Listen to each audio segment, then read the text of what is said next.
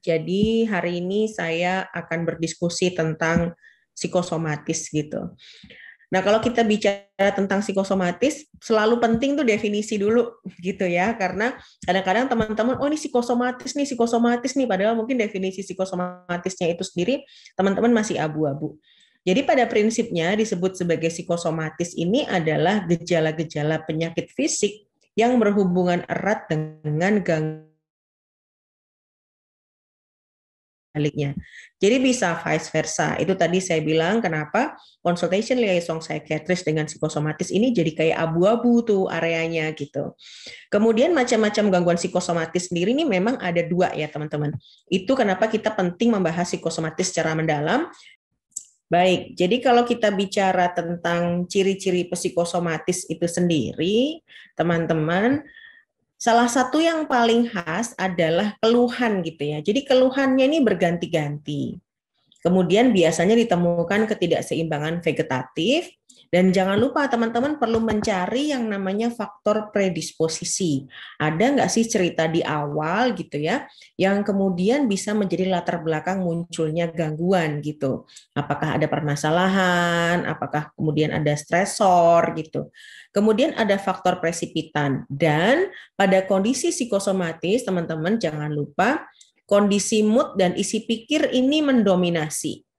Jadi cara mengeluhkannya itu dia bertubi-tubi, semua keluhan maunya disampaikan gitu ya, sehingga seakan-akan kita menjadi bingung apa yang paling menjadi keluhan utama, karena semua menjadi penting untuk orang yang mengalami kondisi psikosomatis, karena tadi didasari oleh gangguan mood dan isi pikir. Nah, sedikit kita mungkin bicara tentang ini nih, saya ingetin ke teman-teman gitu ya, untuk membedakan apa itu stres, apa itu stresor gitu ya. Apakah semua stres ini kemudian berakibat buruk gitu. Jadi kita perlu sampaikan kepada klien kita bahwa yang namanya stres itu nggak selalu buruk. Stres tuh kalau dia dalam kondisi yang positif atau disebut eustress, ini bisa jadi salah satu pemicu kita untuk melakukan aktivitas yang lebih baik daripada sebelumnya gitu. Nah, stresor itu sendiri adalah sesuatu yang dapat membuat stres. Inilah yang harus kita cari dari klien kita. Ada nggak sih stresor yang melatar belakangi itu? Apakah ada hal-hal mungkin di lingkungannya dia sehari-hari yang membuat dia mengalami stres dan menjadi distres. Kita perlu jelaskan juga teman-teman kepada klien kita apa yang disebut dengan amigdala hijack, atau saya biasa nyebutnya pembajakan amigdala terhadap prefrontal cortex gitu ya. Karena ini adalah dasar dari psikosomatis sebenarnya. Jadi seperti teman-teman tahu bahwa amigdala ini kan kalau diumpamakan adalah orang yang sangat cerewet gitu ya. Dia tuh pokoknya ngirimin sinyal takut, ngirimin sinyal cemas secara terus-menerus, sehingga belum sempat sampai ke neokortex gitu ya, dia akhirnya mengambil langkah yang cepat atau dia menghijack sehingga tidak terjadi yang namanya rasionalisasi. Jadi nggak sempat gitu. Si prefrontal cortex ini nggak sempat punya waktu untuk merasionalkan apa yang terjadi. Sehingga pengambilan keputusannya juga terganggu pada pasien-pasien kita yang mengalami kondisi cemas atau mengalami kondisi panik gitu. Saya akan masuk ke berikutnya. Nah, ini adalah juga slide atau gambar yang saya selalu sampaikan ke pasien saya. Bapak Ibu, nggak apa-apa yang namanya stres. Jangan Bapak Ibu berpikir bahwa stres itu adalah gila gitu ya. Karena kan orang masih berpikir yang namanya stres itu kan gila gitu. Padahal sebenarnya kalau kita bicara tentang stres, ya tadi seperti yang di depan gitu ya, suatu kondisi yang menimbulkan suasana perasaan atau kondisi yang kurang nyaman. Nah, dalam stres ini sendiri atau kita sebut stres brain loop, chronic stres ini sangat berbahaya. Kenapa? Karena kalau kita mengalami chronic stres, makanya tadi saya bilang ada yang akhirnya psikosomatis ini tanpa mengganggu jaringan, ada yang sampai menimbulkan kerusakan jaringan. Nah, ini waktunya ini yang paling tepat adalah cut off point-nya 2 minggu. Jadi pastikan ke pasien kita bahwa sebelum 2 minggu bisa ditertangani akan baik. Tapi kalau stresnya lebih dari 2 minggu dan masuk ke dalam kategori chronic stress, maka pasti akan mempengaruhi kualitas tidur, nutrisi bermasalah, emotional distress, dan yang terutama adalah gangguan kognitif. Ini yang kadang-kadang nggak disadari betapa pentingnya kita itu bisa memanajemen stres kita. Karena begitu kognitif kita terganggu, yang tadi saya bilang ya, amigdala membajak prefrontal cortex, maka tidak akan bisa terjadi yang namanya rasionalisasi. Begitu tidak bisa rasional, maka yang terjadi apa? Akan searching sendiri segala gejalanya, mempercayai hal-hal yang disampaikan oleh orang-orang yang tidak punya dasar dari sisi kesehatan, dokter shopping, bahkan mungkin konsulen selevel profesor gitu ya, saya udah lulus jadi spesialis 12 tahun gitu, kadang pasiennya nggak percaya gitu. Dia lebih percaya dengan apa yang dia baca di WhatsApp, apa yang dia baca di majalah, apa yang dia baca di Google. Ya karena tadi bukan pasien ini ngeyel, tapi kita pasti paham bahwa amigdalanya sedang membajak prefrontal cortex, maka dia nggak bisa rasional. Itulah kenapa tata laksananya nanti harus tata laksana yang komprehensif. Nah, ini juga teman-teman perlu menyampaikan juga ke klien kita, kenapa sih orang itu kalau stres, saya nggak mungkin stres dok, keluhan saya tuh berdebar-debar. Ini tuh saya tuh sakit jantung dok, saya tuh nggak mungkin stres dok. Ini loh, setelah telapak tangan saya tuh berkeringat, kaki saya berkeringat, kok bisa coba sama dokter penyakit dalam saya dikirim ke dokter Santi, padahal saya tuh nggak gila gitu ya. Atau bahkan ada yang bilang, saya tuh sakit mah bertahun-tahun dok, saya tuh butuhnya dikasih obat mah, bukan dikasih obat-obatan stres gitu. Saya nggak mau minum obatnya pasien-pasiennya dokter. Pasiennya dokter kan sakit yang miring, nggak sama saya gitu ya. Atau misalnya pada pasien dengan kondisi chronic pain lah ya, saya sering banget tuh dapat pasien-pasien chronic pain, kayak low back pain gitu ya, fibromialgia, migrain berkepanjangan. Itu mereka selalu bilang bahwa nggak mau diperiksa oleh psikiater karena psikiater ini cenderung kayaknya hanya mengobati pasien dengan gangguan jiwa berat. Makanya saya menjelaskan saya consultation liaison psychiatric yang memang bekerja di bidang itu. Nah, saya menjelaskan ini kepada klien saya, bagaimana sih stres itu bisa mempengaruhi yang namanya brain dan body gitu ya. Tadi kita cerita bahwa di saat amigdala ini kemudian teraktivasi, maka seseorang itu akan masuk ke fase yang namanya fight or flight atau bahkan mungkin freeze gitu ya. Dan kondisi ini pasti akan meningkatkan atau memunculkan sensasi-sensasi di tubuh kita. Kenapa? Karena pada saat si prefrontal cortex ini dia meregulasi stres gitu ya, dengan membuat segala sesuatu nih biar nggak kelihatan terlalu menakutkan, tapi si amigdala ini terus-terusan ngirim gitu. Akhirnya yang terjadi adalah si hipotalamus bangunin pituitari gitu. Bro bangun bro, kayaknya ada bahaya nih bro, kita mesti melakukan sesuatu gitu ya. Dan akhirnya yang terjadi apa? Pituitari ini melepaskan kortisol. Sehingga akhirnya kortisol ini masuk gitu ya, berjalan melalui darah dan kemudian memberikan segala memberitahu tuh kepada semua bagian dari tubuh kita untuk bereaksi terhadap stres. Makanya ginjalnya stres gitu ya. Kemudian seluruh bagian tubuhnya juga stres, tense. Itu ada penjelasannya. Gara-gara tadi si amigdala ngerese-ngeresein prefrontal cortex, ngebangunin deh tuh hipotalamus si pituitari gitu, dan akhirnya mengirimkan kortisol untuk bereaksi terhadap stres itu. Nah, ini kenapa akhirnya muncul yang namanya dilatasi pupil, mulut kering, fast breathing, jantung berdebar, tense muscle, digestion juga bermasalah tadi ya, vegetatif gitu ya, swearing of palms. Jadi ini yang kadang-kadang disalahartikan sebagai sakit jantung. Saya juga pernah membahas di Instagram TV saya bersama teman saya yang spesialis jantung gitu ya, bagaimana sih membedakan apakah ini heart attack, apakah ini heart attack gitu ya. Jadi bagaimana amigdala ini bereaksi terhadap ancaman, dan kemudian tadi hipotalamus mengaktifasi simpatik nervous system dan kemudian rilis dari adrenalin dan kemudian merilis kortisol. Jadi sebenarnya penjelasannya tentang psikosomatis ini sangat jelas sekali selama kita bisa diskusikan itu dengan klien kita dan klien kita juga mampu mempelajari what happened inside their mind gitu ya. Nah ini teman-teman, kalau teman-teman mungkin pingin berdiskusi lebih lanjut tentang apa itu gas ya. Sekarang kalian bilang gas, digasin gitu ya. Nah, gas atau kita sebut sebagai the general adaptation syndrome. Semua orang itu kalau ngalamin stres, pasti tubuhnya mengirim alarm kan. Nah, cuman problemnya pada saat alarm ini dimunculkan, tubuh akan berusaha untuk menstabilkan itu sendiri. ya. Dia mencoba dengan resisten gitu. Tetapi masalahnya ada yang kemudian berhasil mengatasi, ada yang tidak. Itu tadi saya bilang pentingnya untuk mengetahui ini as soon as possible gitu, supaya nggak masuk ke fase kronis. Kenapa? Karena kalau udah masuk ke fase kronis, dia terlalu tinggi kadar kortisolnya secara terus-menerus, maka pasti nggak mungkin lah nggak muncul gangguan-gangguan fisik yang sebenarnya tadi saya bilang menimbulkan kerusakan organ.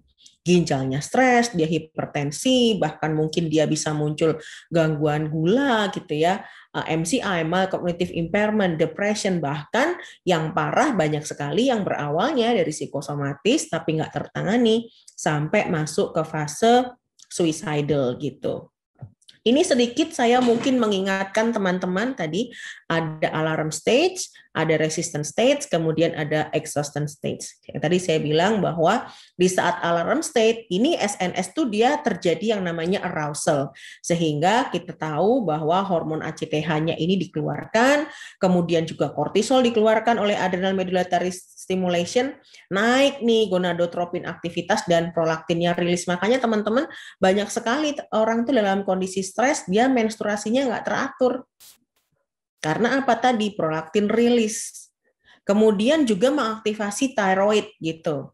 Dan rilis dari GH. Sedangkan kalau thyroidnya ini meningkat, bisa memunculkan yang namanya mania like syndrome atau gangguan seperti orang manik gitu ya. Kayaknya tuh hiperaktif banget gitu ya, gerakannya banyak. Padahal ini bukan bentuk manik kayak orang gangguan mental yang mania gitu, tapi karena dia terjadi yang namanya peningkatan thyroid activity gitu. Kemudian resistance stage. Resistance stage ini merupakan area adaptasi. Tadi yang saya bilang, tubuh itu mencoba untuk melakukan homeostasis. Ya, jadi dia berusaha menurunkan aktivitas adrenal kortikal, dia berusaha lagi meningkatkan di SNS aktivitas dan berharap bisa terjadi kondisi mekanisme homeostasis kalau bisa gitu ya. Problemnya kan ada yang nggak bisa, ada yang bisa. Nah, bagaimana kalau kemudian nggak bisa? Dia gagal. Dia akan masuk ke fase exhaustion gitu atau kelelahan, dan inilah yang kemudian berakhir kepada kerusakan yang sebenarnya. Bisa enlargement di lymphatic structure gitu ya. Tentunya organ-organ sekitarnya menjadi bermasalah dan tentunya juga kemungkinan untuk mengalami sakit yang lebih berat menjadi tinggi. Beberapa bahkan bisa end up sampai ke cancer ya. Nah, kemudian saya akan bicara sedikit nih teman-teman slightly ya, supaya teman-teman juga mungkin refreshing lagi tentang neurotransmitter sedikit aja gitu ya. Jadi kalau kita sudah bicara tentang stres, itu nggak bisa kita nggak ngomongin soal neurotransmitter. Karena apa? Stres ini pasti akan mengganggu di 3 area neurotransmitter, itu sudah pasti. Dopamin, norepinefrin, dan kemudian serotonin. Yuk kita lihat yuk. Di sisi norepinefrin sendiri, dia ini memegang peranan yang cukup banyak untuk energi dan interest dan motivation. Itu ya. Kemudian di serotonin ini adalah impuls, appetite, dan aggression, sedangkan dopamin ini adalah drive. Nah, bersama-sama ketiganya ini dia akan bekerja untuk mood, emotion, cognitive function. Problemnya adalah kalau kemudian terjadi disinhibisi atau ketidakstabilan di antara salah satu atau salah dua atau salah tiga, maka akan terjadi yang namanya penurunan gangguan baik itu suasana perasaan maupun cognitive function. Itulah kenapa di saat seseorang mengalami kondisi psikosomatik, maka terjadi juga gangguan-gangguan yang lain, yaitu gangguan apa? Kognitif dan emotion. Gloomy, lack of concentration, susah ngambil keputusan gitu ya, kadang-kadang nggak punya motivasi, energinya juga turun, nafsu makan terganggu, ya karena memang role dari 3 neurotransmitter ini yang mempengaruhi kondisi dari psikosomatik itu sendiri. Kemudian berikutnya saya ingin menjelaskan juga sedikit, mungkin kita flashback sedikit ya tentang anatomi. Di saat kemudian bagian dari amigdala ini terjadi permasalahan tadi, karena dia memang basic fear, dia ini juga mempengaruhi di semua area bagian otak yang lain. Jadi nggak cuma di amigdala ya yang tadi di mood, guilty, suicidal, worthless, tapi ternyata hipokampus juga bermasalah. Akhirnya memorinya terganggu gitu ya, prefrontal cortex nggak bisa konsentrasi, psychomotor fatigue gitu ya, striatum juga psikomotornya bermasalah gitu ya. Kemudian hipotalamus, VTA, cerebellum, spinal cord ini semua mengalami kendala. Itulah kenapa menjadi komplit banget keluhan teman-teman yang mengalami psikosomatis. Ya karena nggak bisa kan, satu bagian otak ini ada masalah, yang lainnya enggak. Karena pasti saling berhubungan satu sama lain. Itu kenapa kadang-kadang keluhannya banyak dan nggak ngerti mana yang paling utama gitu. Berbeda lagi nanti dengan kalau gangguan kayak panic attack gitu ya. Tapi kalau psikosomatik yang kebanyakan ini adalah mixed anxiety and depression atau generalized anxiety disorder gitu, biasanya kumpulan gejalanya itu banyak sekali. Ini adalah penjelasannya. Nah, selain neurotransmitter teman-teman, dalam kondisi stres itu ada juga software kita yang terganggu, yaitu brainwave. Jadi teman-teman pastinya tahu bahwa di dalam program di kepala kita itu terdiri dari hardware dan software. Hardware-nya apa? Bentuknya dari otaknya itu sendiri. Apakah intact, growth-nya bagus atau enggak? Apakah ada gyrus displacement? Apakah mungkin ada yang atrofi? Ataukah mungkin ada penempatan yang salah gitu ya dari structure otaknya itu sendiri? Tetapi kita juga punya software, di mana software ini memegang peranan yang sangat penting juga dalam kondisi otak kita bekerja sehari-hari. Nah, software ini terdiri dari tadi yang saya sebutkan di awal, neurotransmitter, dan berikutnya adalah brainwave. Nah, brainwave-nya juga dibagi jadi dua, dari kekuatannya dan jenis gelombangnya. Kalau kita bicara tentang jenis gelombang, mungkin teman-teman pernah stase di neurologi dan melihat jenis-jenis gelombang seperti ini untuk melihat apakah ada spike, apakah ada sesuatu yang perlu kita curigai kaitannya dengan kondisi epileptik. Tapi untuk gangguan psikiatrik, kita melihat gelombang otak ini sebagai bagian dari mental states atau status mental seseorang. Kita lihat sedikit ya. Di mana kayak delta wave, ini adalah gelombang yang sangat penting untuk deep sleep dan juga untuk kondisi yang sangat nyenyak tidurnya gitu ya. Dan ini sangat penting kita lihat pada pasien-pasien psikosomatis. Kemudian theta wave. Theta wave ini adalah tidur-tidur ayam ya, teman-teman lagi rebahan dan kemudian mau terjatuh dari tempat tidur, itu adalah masuk di gelombang theta, atau teman-teman itu hipnotis atau teman-teman mungkin digendam di perjalanan ya, itu di gelombang theta. Kemudian alpha wave atau gelombang alpha, ini adalah gelombang untuk relax, tetapi kita masih bisa belajar gitu. Jadi kita chill tapi bisa belajar gitu ya. Kayak teman-teman latihan yoga itu sebenarnya adalah how to maximize your alpha wave gitu. Kemudian beta wave. Beta wave ini fungsinya adalah untuk konsentrasi, fokus dan mengintegrasikan. Sedangkan kalau gamma atau saya biasa nyebut kalau di brain stimulation saya adalah beta 2 gitu ya, atau beta yang tinggi. Ini adalah motor function, higher mental, tetapi ini bisa juga menyebabkan terjadinya kecemasan kalau terlalu berlebihan. Jadi orang cemas, orang depression itu gambaran gelombang otaknya juga berbeda dengan orang yang tidak mengalami kondisi anxiety atau depression. Dan ini sangat penting saya lakukan pemeriksaan. Kenapa? Karena kadang-kadang pasiennya ini nggak merasakan ada sesuatu yang bermasalah. Dok, kayaknya nggak masalah deh, dok, kayaknya baik-baik saja. Tapi kita melihat ternyata gelombang otaknya ada masalah gitu. Saya nggak punya masalah apa-apa, tapi kok saya sakit-sakitan ya. Saya nggak punya stres apa-apa gitu. Nah, kita lihat siapa tahu memang homeostasisnya di area gelombang otak bermasalah gitu. Dan kita akan masuk ke treatment karena saya pingin kita punya waktu Q&A yang cukup panjang ya nanti ya.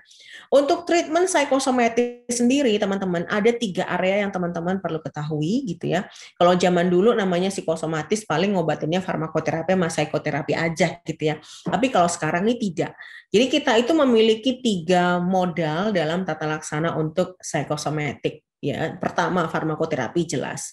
Kedua psikoterapi, yang ketiga adalah elektrofisiologi. Nah, elektrofisiologi ini fungsinya adalah untuk memperbaiki area gelombang otak tadi. Bisa powernya, bisa brainwave-nya. Kita masuk ke farmakoterapi terlebih dahulu ya, teman-teman mungkin paham bahwa untuk terapi kondisi psikosomatis pilihannya ada 4 area yang paling besar. Yang pertama adalah SSRI, Selective Serotonin Reuptake Inhibitor, atau bisa juga SNRI, Selective Norepinephrine Reuptake Inhibitor, kemudian multimodal antidepresan, mungkin beberapa teman yang barusan lulus yang sudah pernah stase psikiatri di setahun 2 tahun terakhir sudah sempat kenal multimodal antidepresan, kemudian golongan benzodiazepin. Nah, untuk psikoterapi sendiri, cognitive behavior therapy dan supportive therapy. Satu-satu saya akan mulai masuk nih ke SSRI dan SNRI. Beberapa kali juga banyak klien saya itu yang menolak minum obat dengan keluhan takut, dok, jangan dikasih obat gitu. Karena kalau dikasih obat nanti saya ketergantungan. Nah, ini nih penjelasan tentang ketergantungan obat ini sangat penting. Jelaskan kepada klien kita bahwa obat ini adalah reuptake inhibitor, bukan eksitator. Seperti kita tahu, obat-obatan yang fungsinya menginhibit tidak mungkin menimbulkan yang namanya ketergantungan. Dan ketergantungan itu sendiri ada definisinya. 1, harus digunakan secara terus-menerus. 2, terjadi peningkatan secara signifikan. 3, apabila dihentikan menimbulkan kondisi withdrawal yang cukup nyata. Kalau dia minum obat hipertensi, amlodipin 5 mg setiap hari selama 2 tahun, apakah itu artinya dia ketergantungan amlodipin? Tidak. Apabila dia harus setiap hari menginjeksikan 12 unit misalnya ya untuk diabetesnya, apakah kemudian dia ketergantungan untuk insulin? Tidak. Apabila dia harus minum obat jantung setiap hari selama bertahun-tahun, bahkan mungkin sampai meninggal, apakah dia berarti ketergantungan? Tidak. Itu yang membedakan stigma terhadap obat-obatan gangguan mental dengan obat yang lain. SNRI, SSRI, reuptake inhibitor, bekerjanya teman-teman boleh melihat di sini bagaimana obat-obatan ini, baik SSRI maupun SNRI, ini menutup area reuptake transporter gitu ya. Jadi didisrupted oleh SSRI di celah sinap gini, supaya mereka bisa kembali ke jalur yang benar gitu ya. Ini yang SSRI, jadi dia selektif di serotonin, kemudian yang SNRI dia serotonin dan norepinefrin. Trisiklik masih dipakai nggak, dok? Trisiklik sih kalau sekarang saya udah nggak pernah pakai ya obat-obatan trisiklik ya, karena sudah banyak yang novel kayak SSRI, SNRI gini, jadi saya nggak pakai lagi yang trisiklik antidepresan. Nah, ini adalah yang multimodal antidepresan, teman-teman. Multimodal antidepresan atau namanya vortiosetin ini adalah antidepresan yang terbaru saat ini yang kita punya gitu ya.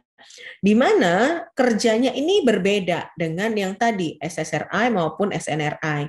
Jadi vortiosetin ini dia kerjanya meningkatkan konsentrasi serotonin di otak dengan menghambat reuptake di sinap, hampir mirip. Tetapi dia juga memodulasi, jadi mengaktifkan reseptor tertentu sambil memblokir atau antagonis gitu ya. Sehingga yang terjadi apa? Nggak semuanya diblok. Nggak semuanya ini dia nggak semuanya itu dia lakukan hal yang sama. Jadi dia bisa reuptake, bisa lakukan modulasi, mengaktifkan reseptor tertentu gitu ya. Dan untuk multimodal antidepresan vortiosetin ini dia cukup baik dalam perbaikan fungsi kognitif. Jadi untuk klien-klien yang mengalami cognitive decline gitu ya, seperti cognitive impairment karena psikosomatiknya, pilihannya bisa menggunakan multimodal antidepresan. Oke, sekarang kita masuk ke psikoterapi gitu ya. Sebenarnya pentingnya apa sih melakukan psikoterapi gitu ya? Psikoterapi ini pentingnya adalah untuk memperbaiki pola berpikir dari klien kita ya, karena pada klien kita gitu, kita ini kadang-kadang memahami apa yang dia rasakan, tapi dia sendiri nggak paham dengan apa yang dia rasakan. Jadi pola berpikirnya adalah masalah, masalah, masalah. Dan kita akan melatih dia untuk pola berpikir dengan problem solving oriented gitu ya. Jadi di sini contohnya dia mendapatkan situasi yang kemudian menginduksi terjadinya rasa nggak nyaman, di dalam pikirannya dia berpikirlah serba negatif gitu ya. Ya aku bisa nggak nih ngelakuin ini, aku bisa nyelesain kerjaanku nggak di PPDS nih, aku ntar bagus nggak, pinter nggak gitu ya misalnya ya. Dan kemudian muncul dua hal, dua reaksi. Reaksi yang pertama adalah emotion tadi, amigdala ya, dia mulai aktif dan kemudian akan membajak gitu ke area prefrontal cortex dan muncullah reaksi fisikal. Dan disinilah kita melatih dia untuk mengendalikan itu. Teman-teman tahu ya tentunya ya, ACTH ini kan dirilis sebenarnya cuma 10 menit aja. Jadi kalau kita bisa menghandle di 10 menit itu, maka dia akan balik ke homeostasis. Jadi saya selalu melatih klien saya untuk, hey, kamu punya golden period 10 menit nih. Belajar untuk how to control your emotion dan bagaimana mengkontrol physical reaction-nya itu. Gitu. Pahami bahwa physical reaction saya ini terjadi dikarenakan ada masalah di area otak saya. Jadi saya harus memperbaiki pola berpikir saya supaya tidak muncul physical reaction gitu. Nah, inilah yang kemudian nanti akan memunculkan perilaku. Itulah teman-teman yang disebut dengan cognitive behavior terapi. Jadi bagaimana kita merubah pola berpikir dan metode berpikir dari klien kita supaya perilakunya dia terhadap sakit bisa terperbaiki. Nah, ini contoh yang lain lagi ya supaya mungkin teman-teman lebih paham itu dalam apa itu yang disebut dengan cognitive behavior therapy gitu ya. Ini contoh nih, teman-teman mau naik roller coaster gitu ya. Kemudian berpikir nih orangnya nih, aduh, aku bisa nggak ya naik roller coaster ya? Jangan-jangan nanti terjadi ini, jangan-jangan nanti terjadi itu gitu. Jadi dia akan berpikir dengan sistem yang sangat negatif. Karena apa? Tidak mampu untuk mengambil keputusan secara rasional. Sehingga yang terjadi apa? Dia takut dan kemudian muncul physical reaction. Emotion, physical reaction. Nah, akhirnya pilihannya dia adalah menghindari atau melanjutkan. Disinilah kita mengajarkan kepada klien kita bahwa semua aktivitas dan semua hal yang kita ambil itu ada resikonya. Dan resiko itu nggak bisa seterusnya dihindari. Inilah yang namanya kita merubah kognitif dari pasien. Pasien itu merasa dengan menghindari semuanya, itu dia akan terbebas dari rasa nggak nyaman. Padahal semakin dia menghindari hal-hal yang membuat dia stres, semakin takut dia terhadap itu. Makanya ada yang namanya reality therapy atau desensitisasi. Jadi membuat pasien kita ini, dia bisa semakin kebal dengan apa yang membuat dia takut, dengan apa yang membuat dia nggak nyaman, termasuk menyelesaikan permasalahan-permasalahan yang melatar belakangi terjadinya emotion yang menginduksi physical reaction. Itulah fungsinya cognitive behavior therapy. Apa bisa dok psikosomatis cuma di CBT aja sama supportive therapy sembuh? Pertanyaan ini sering sih muncul ke saya. Saya menganjurkan atau selalu menyarankan untuk combine gitu ya, karena semakin cepat selesai sebelum 2 minggu kan makin bagus. Sedangkan cognitive behavior therapy atau merubah pola berpikir ini butuh 12 kali pertemuan gitu. Jadi kalau misalnya target pasiennya ingin segera enak, terus dok saya nggak mau obat ya CBT aja gitu, bisa apa enggak? Ya bisa sih, tapi nggak bisa buru-buru juga, butuh waktu yang lebih lama gitu. Nah, sekarang masuk ke yang lebih advance, sophisticated gitu ya. Ini foto saya ya, bukan Mbak Nunung Sri Mulat loh ya. Nanti dikira Mbak Nunung Sri Mulat. Jadi, tadi yang saya sampaikan, di saat orang sedang mengalami stres, terjadi ketidakseimbangan brainwave di otak, terutama di area alfa gitu ya, kemudian beta 2.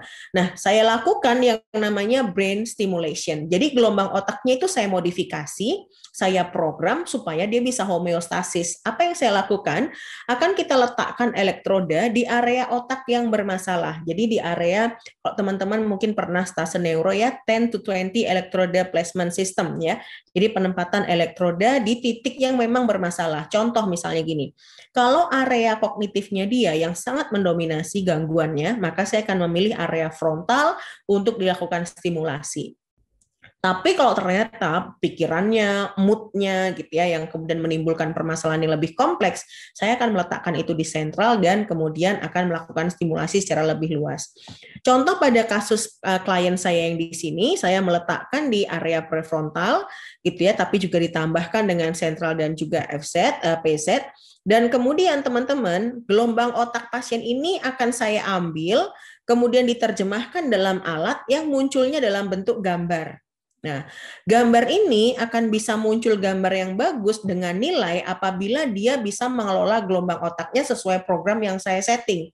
Let's say gini, saya pingin pasien ini lebih rileks, maka dia harus menaikkan gelombang alfanya. Maka program yang saya buat di dalam program komputer ini adalah setiap kali alfanya naik, maka dia akan dapat poin. Nah, poin inilah yang kemudian menjadi bentuk feedback dari si pasien itu dan bilang, oh kayak gini nih caranya aku santai. Oh kayak gini nih caranya aku enak. Karena kalau teman-teman cuma ngasih tahu pasien ibu coba relax, ibu coba santai, boro-boro relax kayak apa, santai kayak apa kan belum tentu dia tahu.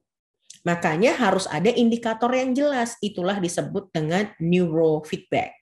Jadi ini adalah direct feedback dari keberhasilan pasien menstimulasi gelombang otaknya sendiri. Jadi ini bentuknya training gitu ya.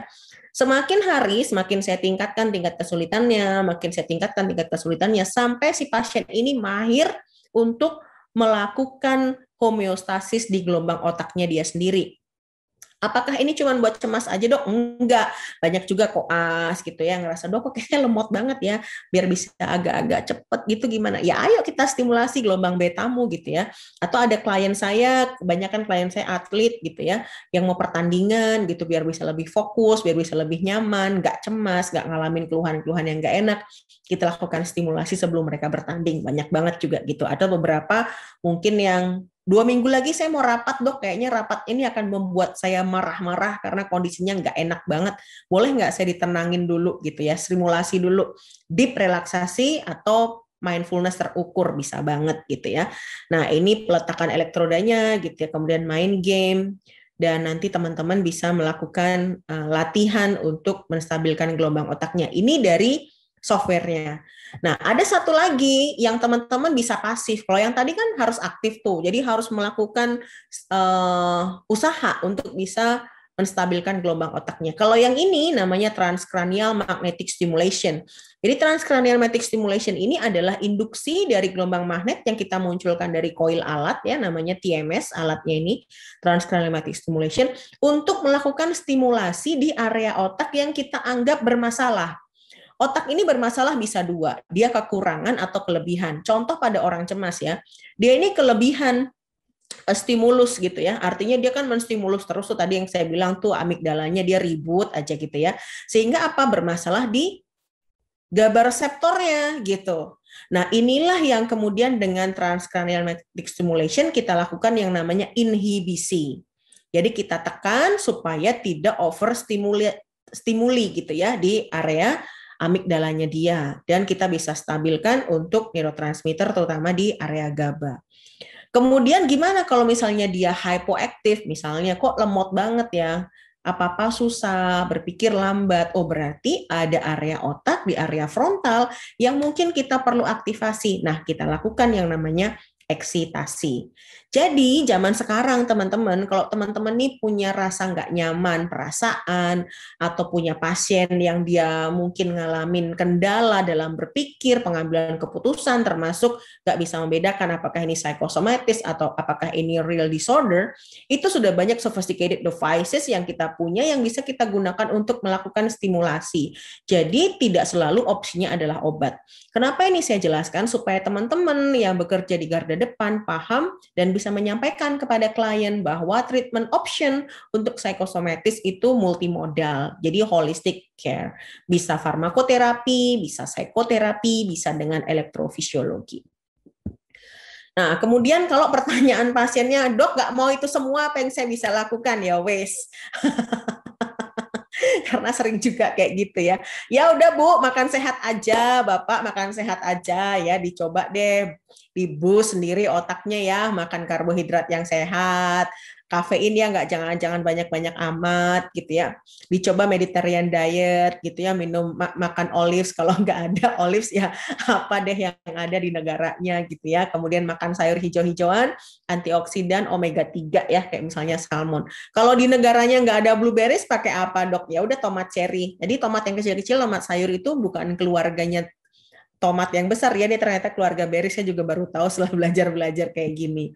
Kemudian olahraga ringan untuk membantu kerja prefrontal cortex. Ini penting banget ya. Saya beberapa kali juga menyampaikan kepada klien saya, olahraga ringan. Alah dok, semua sakit kalau disuruh olahraga. Gini penjelasannya kalau untuk psikosomatis. Tadi kita tahu bahwa prefrontal cortex ini kan kebajak nih sama amigdala gitu. Padahal sangat penting untuk kita bisa memaksimalkan kerja prefrontal cortex untuk orang yang mengalami psikosomatis. Untuk apa? Supaya dia bisa rasional. Padahal prefrontal cortex sendiri dia bekerja butuh dua hal. Yang pertama glukosa. Glukosa kan udah dapat dari makanan. Yang kedua adalah butuh dari oksigen. Jadi oksigen dan glukosa adalah bensinnya prefrontal cortex untuk bekerja. Itulah kenapa exercise dibutuhkan supaya oksigenasi di otak bisa bagus, terutama bisa memperbaiki kerja dari prefrontal cortex dan si pasien ini dia bisa berpikir lebih rasional. Sepertinya itu teman-teman, kalau misalnya teman-teman nanti misalnya ada diskusi yang lebih lanjut yang ingin didiskusikan dan belum sempat, atau mau melihat beberapa Instagram TV yang sudah pernah saya buat, boleh cek di Instagram saya, Santi_psychiatrist, dan sepertinya itu kita akan mulai masuk ke sesi diskusi. Saya kembalikan kepada moderator. Terima kasih. Terima kasih Dokter Santi atas penjelasannya malam ini. Kayaknya ini penjelasan yang hampir jarang banget kita dapat selama koas. Dan ini ya dok, kayaknya kayak yang brain stimulation itu saya nggak pernah lihat loh dok seumur-umur saya koas. Di daerah mana aja ya dok adanya? Apa di... Sudah banyak sih, Surabaya ada, Jakarta ada, Makassar ada, Bandung ada. Cuman memang nggak semua stase jiwa itu kan bisa dapat di rumah sakit yang punya alat-alat yang cukup komplit ya. Jadi kalau misalnya memang mungkin stase psikiatrinya itu di rumah sakit yang nggak punya devices, ya biasanya nggak akan lihat sih kayak gitu. Alat-alat ini emang datang di Indonesia belum terlalu lama sih, tahun 2013 ya. Jadi mungkin kalau yang koasnya sebelum tahun 2013 ya nggak ketemu juga alat-alat ini gitu. Iya. Oke, untuk pertanyaan yang masuk boleh langsung chat di Zoom ya, atau buat yang live di YouTube juga boleh loh, langsung ketik aja pertanyaannya di live chatnya, akan tetap kita bacakan. Nah, ada pertanyaan nih dok, gimana caranya kita menjelaskan kalau pasien ini psikosomatis? Karena kan misal nih buat kita yang mungkin jaga IGD gitu ya. IGD itu kan ya pasiennya kan kadang rame banget ya, maksudnya yang sampai kadang kita susah untuk handle gitu, sampai lorong-lorong gitu misal pasiennya. Jadi otomatis kita sulit punya quality time untuk KIE pasien dengan baik dan benar gitu dok. Karena kan semua serba buru-buru gitu ya. Nah, misal ada pasien yang udah langganan banget nih datang ke IGD, kayak sampai kita hafal gitu. Si mbah ini lagi datang keluhannya sesek di nebul pulang gitu misal. Atau ini si bapak ini nyeri dada, ntar tinggal di EKG dikasih oksigen selesai nyeri dadanya hilang pulang gitu. Nah, gimana caranya kita menjelaskan kepada pasien tersebut, apalagi misal kalau pasiennya udah langganan gitu ya dok ya.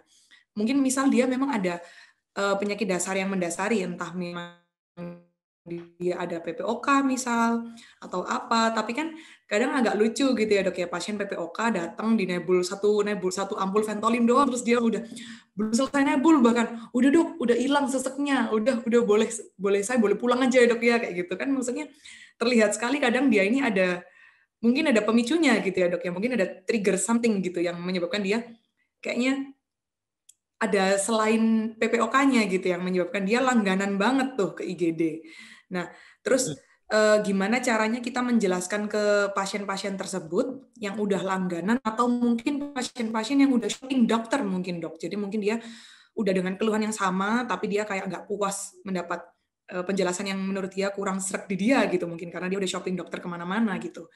Nah, gimana caranya kita KIE pasien dengan bahasa yang singkat, padat, jelas gitu dok. Dan kira-kira bisa diterima, atau setidaknya kalau misalnya dia pada saat itu tidak menerima saran kita ya, mungkin di depan kita dia nggak menerima, tapi mungkin di jalan pulang, iya ya kayaknya dokter itu omongannya ada benernya gitu. Nah, gimana ini dok?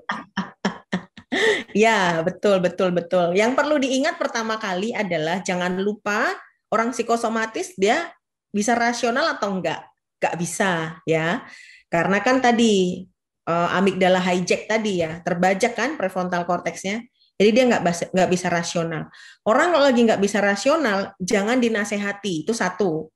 Kecenderungannya kita sebagai dokter tuh nasehatin. Kalau udah dinasehatin, dia ngerasa kamu nggak ngerti apa yang kurasain, kok berasa lebih tahu daripada yang kurasakan.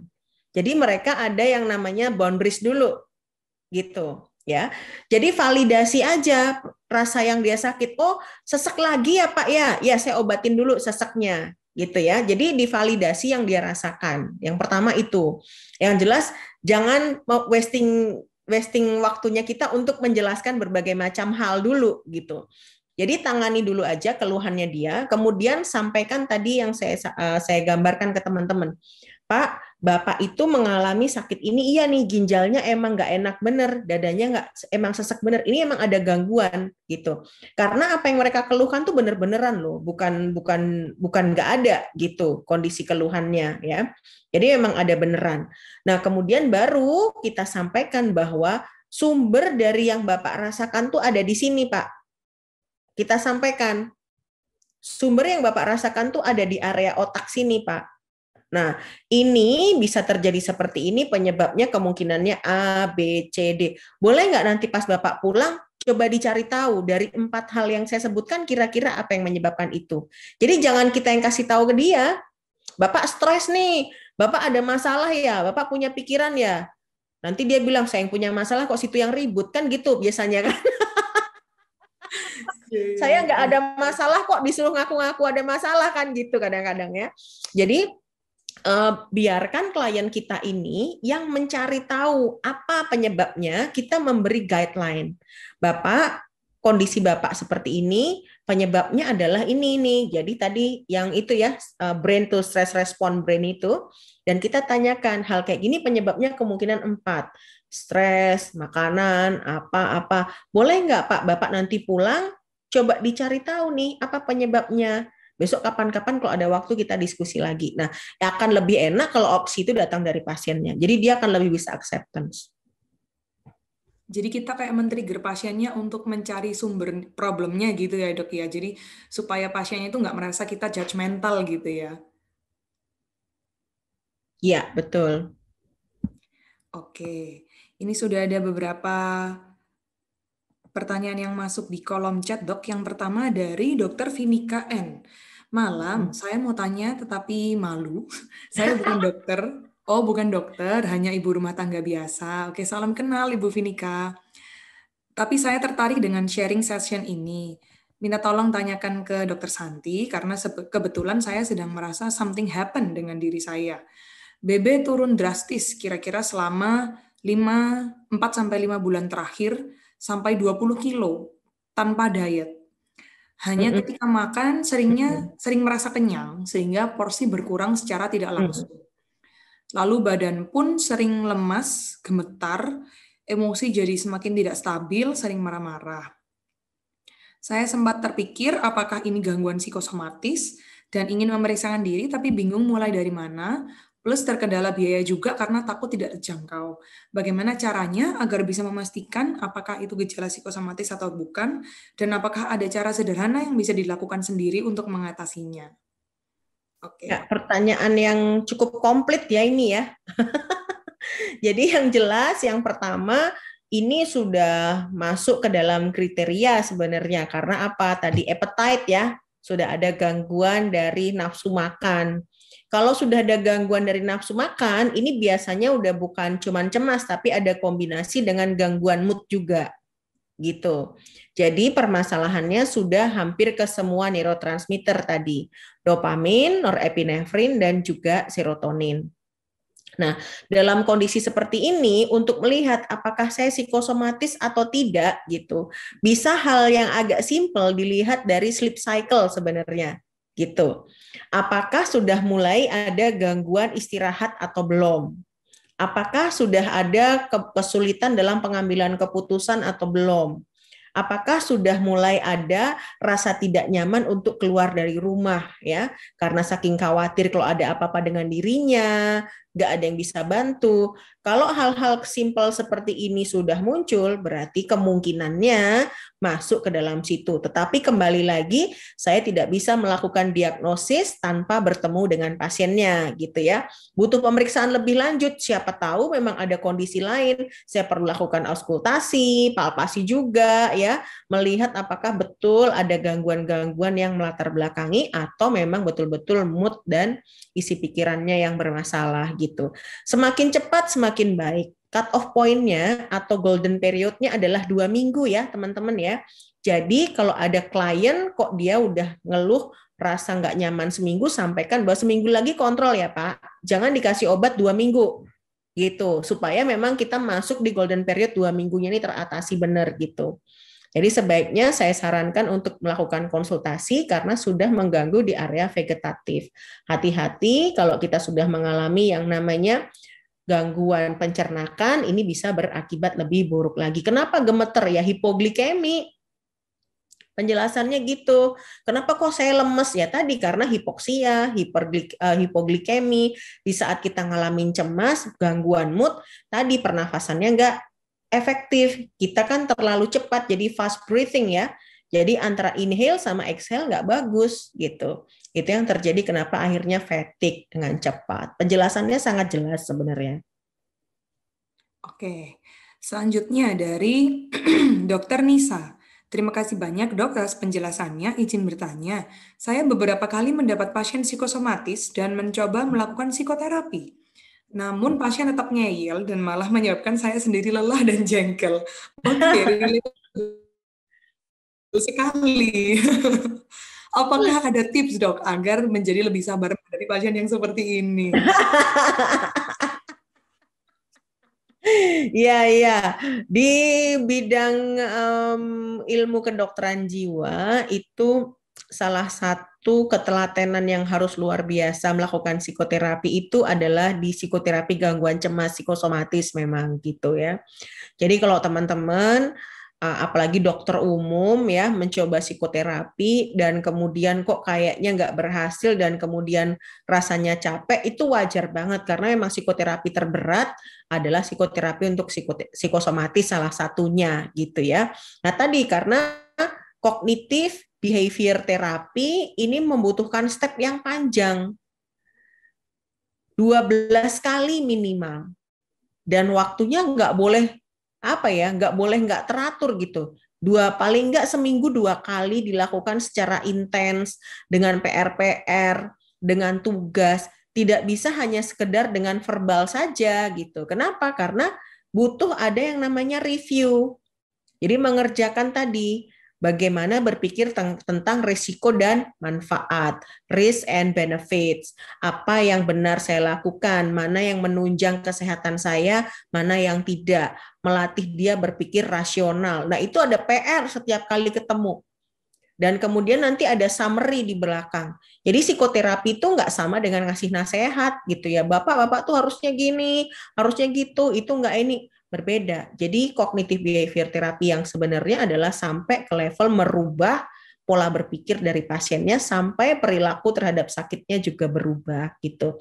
Nah, kalau teman-teman mengalami fase di mana kok kayaknya terapi yang aku kasih nggak maju, saran saya rujuk aja gitu. Bahkan saya saja seorang psikiater gitu ya, memang saya nggak expert di psikoterapi karena memang expert saya di consultation liaison dan brain stimulation. Di saat saya merasa pasien saya butuh psikoterapi, saya akan rujuk refer ke teman saya yang memang dia expert psikoterapi gitu. Saya bukan orang yang cukup sabar juga untuk psikoterapis gitu ya. Jadi psikoterapis, makanya saya lebih bermain di area brainwave stimulation kayak neurofeedback dan transcranial magnetic stimulation daripada psikoterapi gitu. Karena saya nggak terlalu sabar gitu orangnya ya. Oke, selanjutnya dari Dokter Zia. Mohon maaf dokter izin bertanya, bagaimana tata laksananya jika pasien datang kepada kita dengan keadaan sudah mengalami psikosomatik dalam waktu lebih dari 2 minggu, dok? Nah ya ini, udah stres lebih dari 2 minggu nih dok ceritanya nih.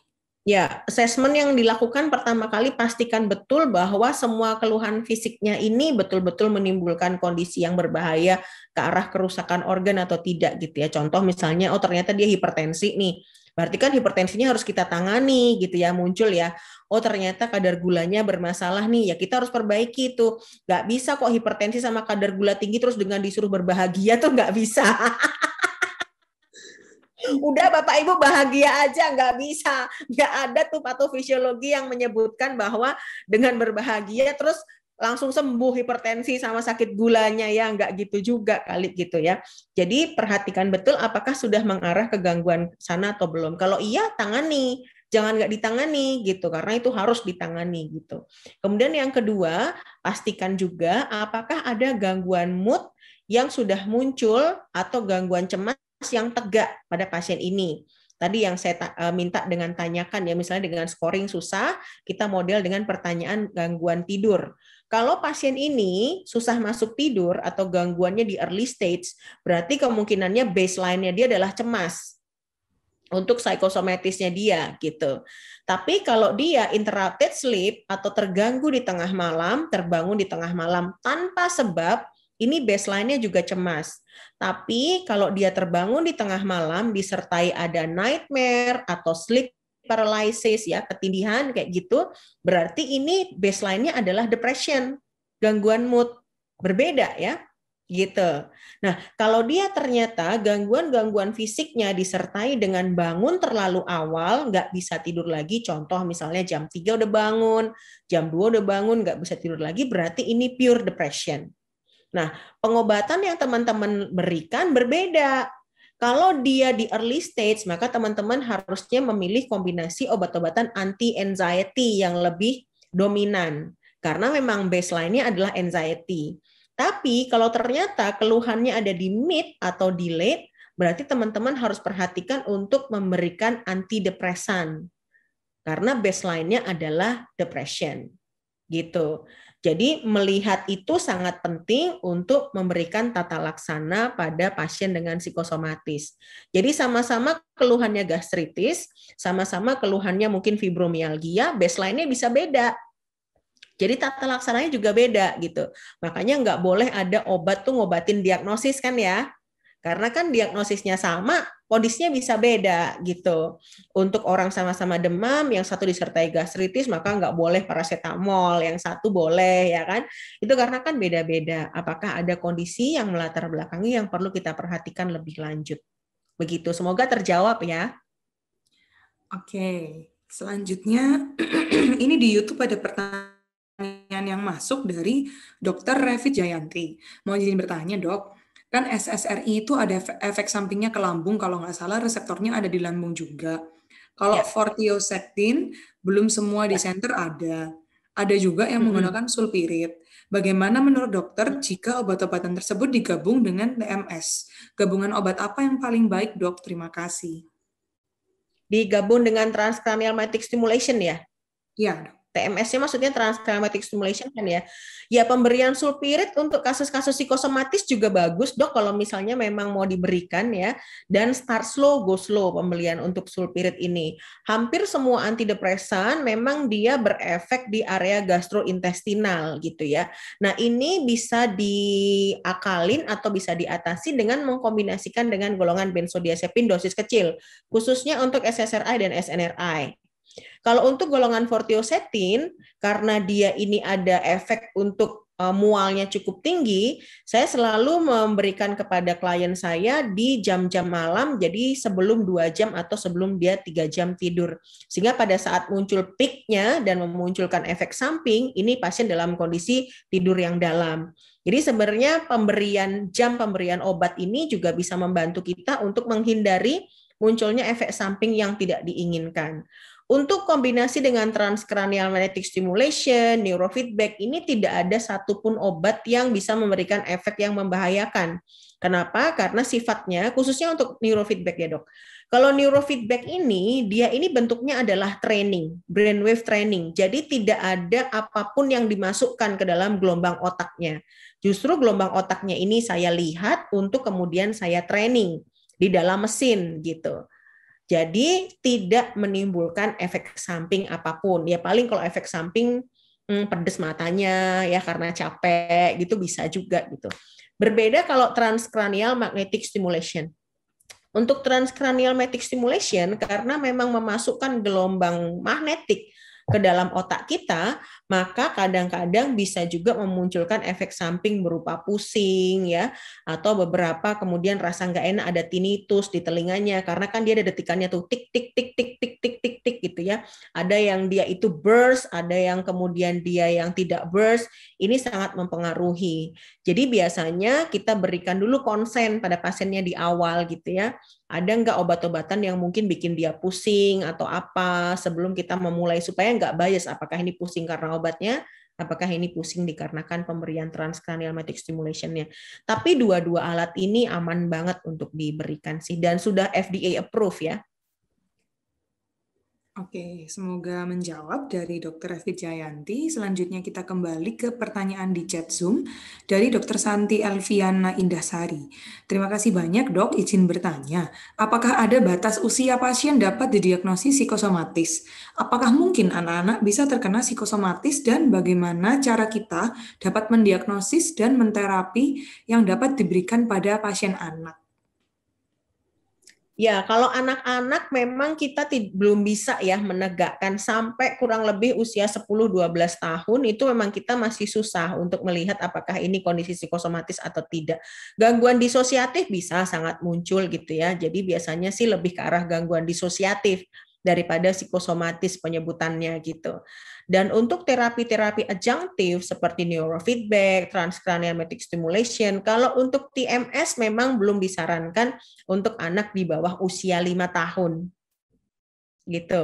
Tetapi kalau untuk neurofeedback, saya menterapi anak usia 3 tahun juga menterapi gitu ya. Jadi untuk anak-anak dengan ADHD, autism spectrum disorder gitu ya, atau gangguan pemusatan perhatian di usia 3 tahun itu saya sudah training anak-anak itu.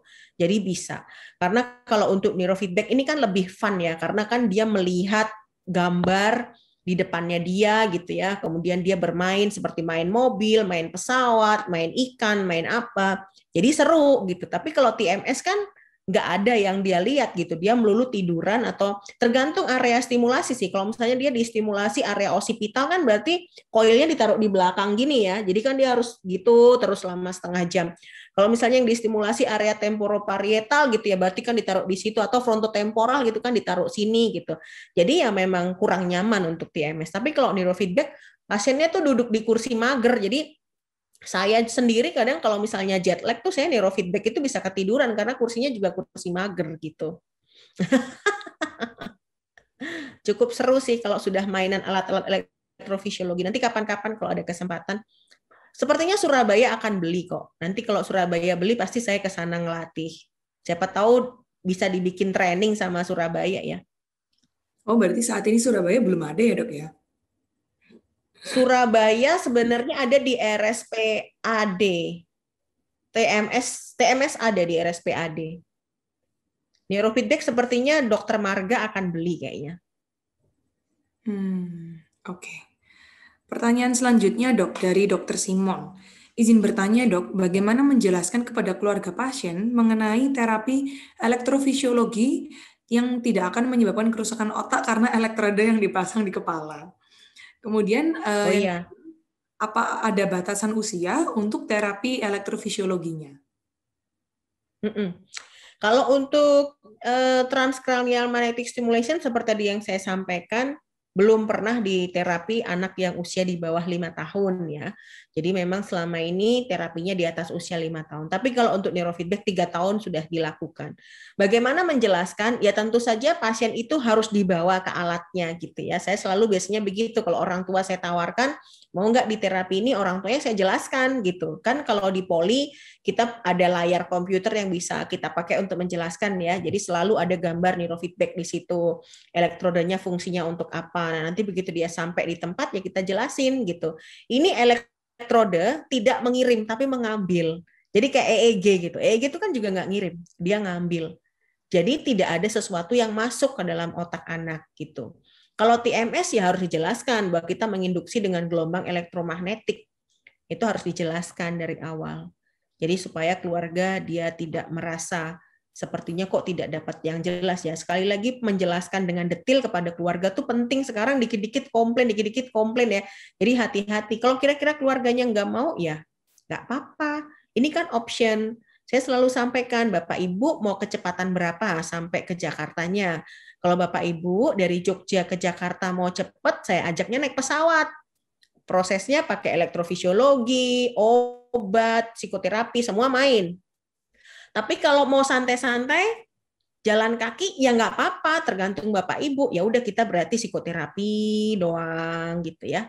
Mau lambat atau cepat tergantung pasiennya kan kita shared decision making. Oke. Selanjutnya dok, dari dokter Nidia Parahita. Izin bertanya dok, pasien psikosomatis ini kapan harus kami rujuk ke poli jiwa dok?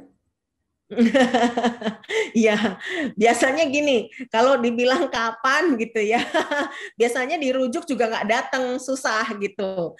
Nah, makanya untuk psikosomatis ini akan lebih bagus kalau bentuknya sudah team base ya. Kalau di rumah sakit saya kan, karena sudah ada tim ya bentuknya, jadi dia nggak ngerasa dirujuk gitu. Jadi misalnya di neuro dia ada masalah, udah langsung di ini consultation liaison psychiatric team. Tapi kalau ternyata masih berdiri sendiri-sendiri, teman-teman perhatikan tadi dua.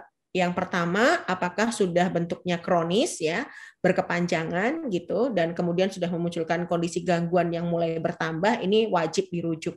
Yang ketiga adalah psikoterapi tidak maju, psikoterapi suportif maupun cognitive behavior terapi yang teman-teman coba lakukan dan tidak maju, saran saya dirujuk saja. Kenapa? Supaya semakin cepat diperbaiki, semakin baik. Kalau enggak nanti dia akan berakhir ke kondisi depresi dan mistrust dengan dokter gitu. Itu yang paling ini. Karena banyak juga pasien psikosomatis yang berhenti berobat dan memilih ke alternatif. Itu karena udah nggak percaya sama kita. Nggak percaya kenapa? Karena tiap kali dia ngeluh kita bantah. Enggak Bu, itu perasaan ibu aja nih loh. Saya tuh ngeluh ini, itu kan perasaan ibu aja tuh nggak ada gitu. Tapi kalau ke alternatif atau paranormal, semua diiyain.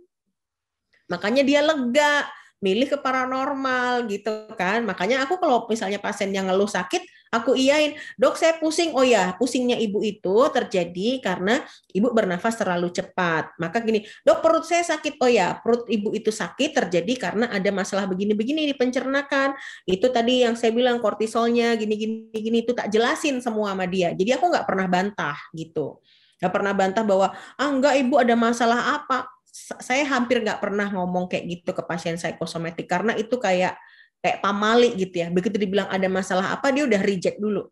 Nah, nanti sembari terapi baru kita kasih tahu, Bu, beberapa hal yang bisa menyebabkan kortisol keluar itu adalah pikiran yang tidak selesai. Apakah Ibu ada hal-hal yang mungkin belum terselesaikan gitu nanyanya. Kalau masalah dia pasti nggak mau cerita karena dianggap stres kan. The art of KIE-nya itu ya dok ya. Emang Yes. Jam perlu. terbang makin banyak nanti makin hafal. Jadi nggak apa-apa kalau misalnya teman-teman baru lulus setahun, 2 tahun kok rasanya kayak skillnya belum oke. Ya it's part of our journey gitu, nggak apa-apa. Oke, selanjutnya dari dari non medis ini. Selamat malam, saya seorang ibu rumah tangga mempunyai anak kembar usia 6 tahun. Akhir-akhir ini saya sering marah-marah sampai mencubit dan menjewer anak-anak karena saat kondisi saya kurang baik dan saat yang sama anak-anak semakin memancing emosi.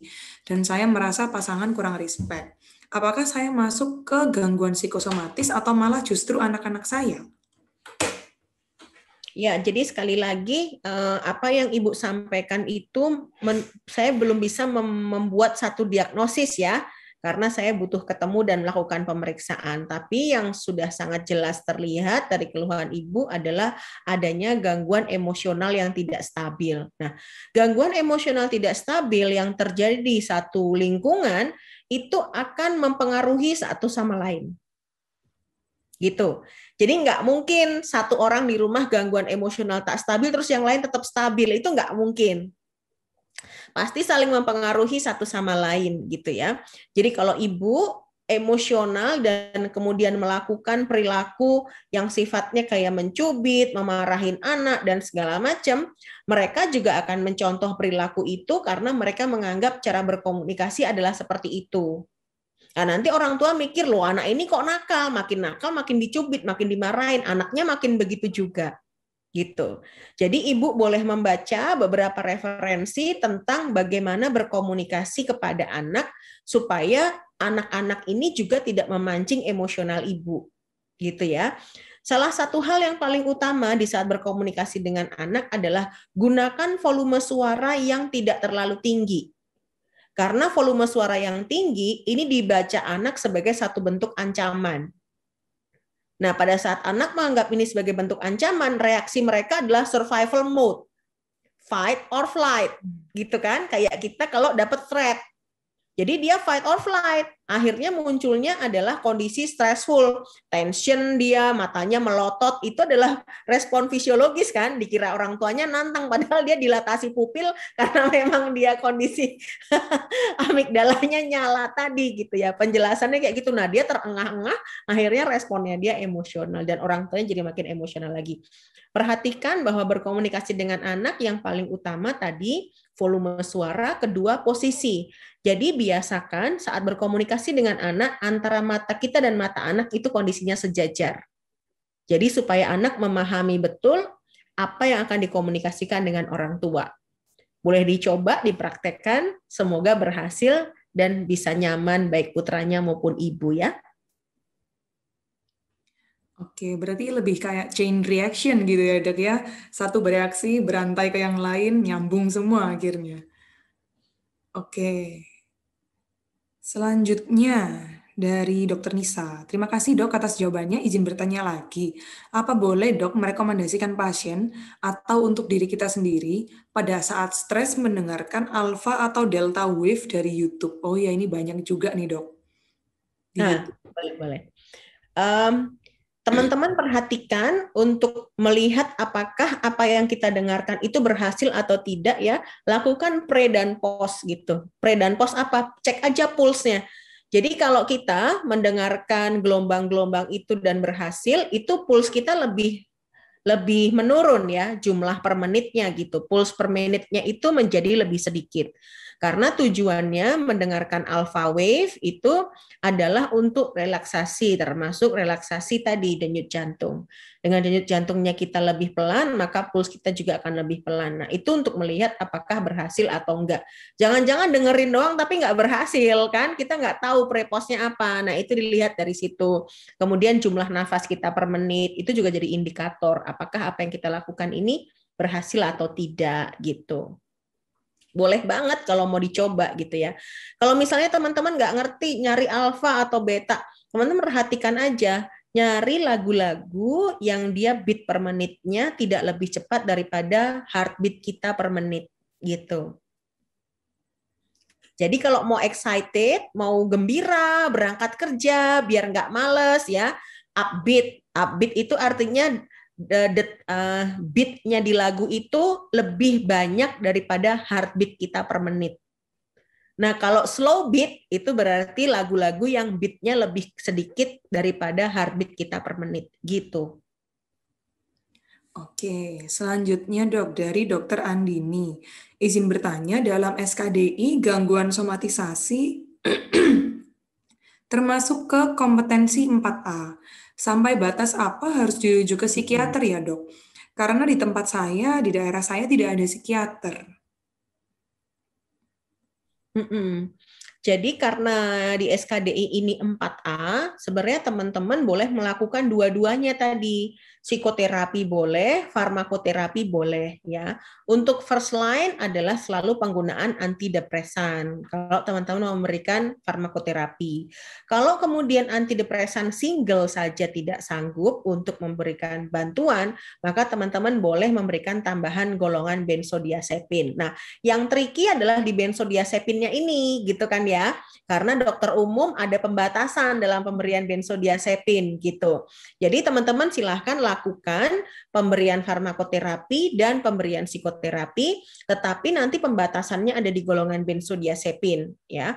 Kalau misalnya teman-teman diperbolehkan memberikan golongan benzodiazepin per 5 hari, ya berarti nanti tata laksana aja per seminggu datang pasiennya ya lakukan psikoterapi kombinasi dengan farmakoterapi. Boleh banget untuk gangguan seperti itu. Tetapi apabila dalam 2 minggu apa yang teman-teman lakukan tidak menimbulkan respons, nah beda respon dengan berhasil ya. Respon itu artinya terjadi penurunan gejala 20%. Ya, penurunan gejala 20%. Kalau berespon ya berarti terjadi perbaikan. Jadi targetnya adalah respon. Teman-teman jangan terlalu keras sama diri sendiri. Kok belum bagus ya? Yang nggak bisa ngobatinnya langsung sempurna, tapi respons dulu yang dikejar 20% perbaikan itu. Oke. Selanjutnya dok, dari dokter Meladina. Selamat malam dok, izin bertanya, apakah semua pasien yang mengalami psikosomatis bisa langsung diberikan transcranial stimulation? Apa saja indikasi untuk dilakukan terapi tersebut? Terima kasih dok. Apakah bisa? Bisa semua. Kecuali ada kondisi yang menyertai dari psikosomatis itu ya. Misalnya contoh, ada massa di otak gitu ya. Atau ada hipertensi yang tidak terkontrol. Itu perlu kita perhatikan terlebih dahulu. Pokoknya semua gangguan yang kemudian mempunyai kemungkinan efek di tekanan intrakranial perlu kita pertimbangkan terlebih dahulu dan pemeriksaan yang lebih komplit. Tetapi kalau tidak ada psikosomatis saja, itu tidak ada kontraindikasi apapun untuk diberikan transcranial magnetic stimulation. Kalau neurofeedback hampir tidak ada kontraindikasi dalam kondisi apapun. Karena tadi neurofeedback bentuknya adalah training, jadi nggak ada apapun yang masuk ke dalam otak dari kliennya. Jadi perhatikan betul, saya biasanya selalu minta untuk perawat saya yang melakukan, meskipun nggak ada keluhan, dicek dulu TIO-nya ya, tekanan intraokulernya ada masalah nggak, siapa tahu hari itu ternyata TIC-nya tinggi gitu, bisa bermasalah, nggak selalu dalam kondisi yang berbahaya, tapi kayak pusing, mual, muntah kan mungkin terjadi kalau TIC-nya tinggi. Oke. Sepertinya belum ada pertanyaan yang masuk lagi nih. Oke. Sebelum kita tutup nih, mungkin ada beberapa yang mau tanya lagi, boleh banget. Bisa di YouTube, bisa di Zoom. Ayo, ada lagi para peserta yang mungkin mau bertanya. Boleh juga loh langsung di unmute ini Zoom-nya, langsung tanya ke Dokter Santi. Boleh banget, nggak usah malu-malu. Gimana? Nggak usah malu-malu, orang saya juga di sini malu-maluin. Ayo, gimana nih peserta nih? Nggak ada? 5, 4, 2, 1. Oke, dari Oh, ada pertanyaan. Ibu Wahyu Nana. Apakah ada klinik selain di Poli RSC? Ada Bu, ada klinik brain troops namanya. Jadi klinik saya brain troops itu memang khusus untuk brain stimulation. Oke, yang lain? Bu Nana boleh ke brain troops namanya Bu, di daerah Karet. Kebetulan saya di Magelang. Wah, sama nih. Ya. Oke, para peserta sudah selesai pertanyaannya? Nggak ada lagi yang masuk? Sudah? Oke, kalau gitu karena tidak ada pertanyaan yang masuk baik di YouTube maupun di Zoom, saya akhiri untuk workshop online di tim Interna Iswan malam hari ini. Terima kasih banyak kepada Dr. Santi Yuliani. Terima kasih dok atas ilmunya karena jarang-jarang banget seriusan kita-kita yang mungkin duduk di bangku koas atau kita yang di dokter umum nih jarang banget dapat penjelasan yang sejelas ini. Makasih banyak dok. Semoga ilmunya yang dokter berikan kepada kami bisa kami pergunakan sebaik mungkin di lapangan. Ya, terima kasih juga kesempatannya seru-seruan bareng bersama teman-teman semua. Saya selalu senang kalau diajak berdiskusi bersama teman-teman yang muda-muda karena salah satu hal yang ingin saya bagikan adalah supaya teman-teman memahami gangguan mental itu sumbernya ada di otak dan itu ada betul-betul terjadi supaya nggak berpikir bahwa ini adalah sesuatu yang abstrak dan susah gitu. Terima kasih sekali lagi buat teman-teman semua, pertanyaannya luar biasa banget dan sangat bangga bisa bertemu dengan teman-teman semua. Semoga kapan-kapan kita punya kesempatan untuk ketemu dan belajar tentang hal yang lain lagi ya. Siap. Terima kasih Dokter Santi. Ya, terima kasih semuanya. Sampai bertemu lagi. Izin saya end. Dah.